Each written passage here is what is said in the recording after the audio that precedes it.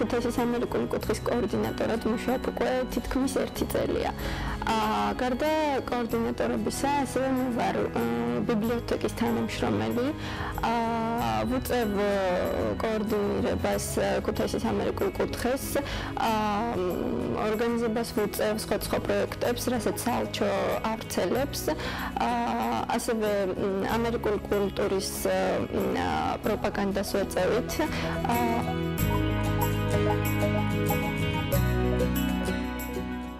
ყველაზე მნიშვნელოვანი მოვლენა იყო ქუთაისში ამერიკული კუთხის გახსნა.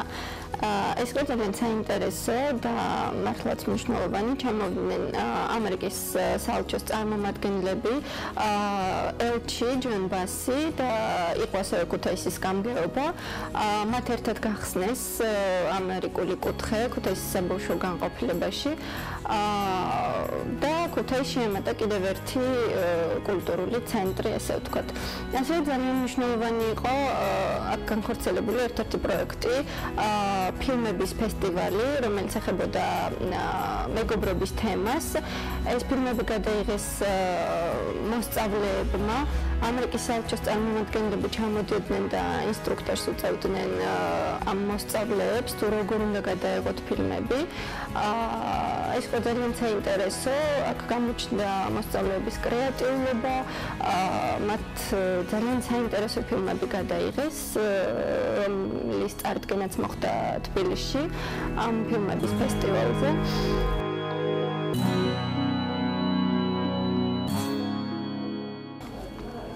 ძალიან საინტერესო იყო ფლექსელ სტუდენტებთან მუშაობა. ამერიკული საელჩოს ეგიდით მათ ქუთაისის ამერიკულ კუთხეში ჩაატარეს ერთკვირიანი საზაფხულო სკოლა. აქ იყვნენ სკოლის მოსწავლეები, ხოლო ფლექსელი სტუდენტები მათ უწევდნენ კოორდინირებას. ფლექსელ სტუდენტებს ჰქონდათ ძალიან ბევრი საინტერესო აქტივობა.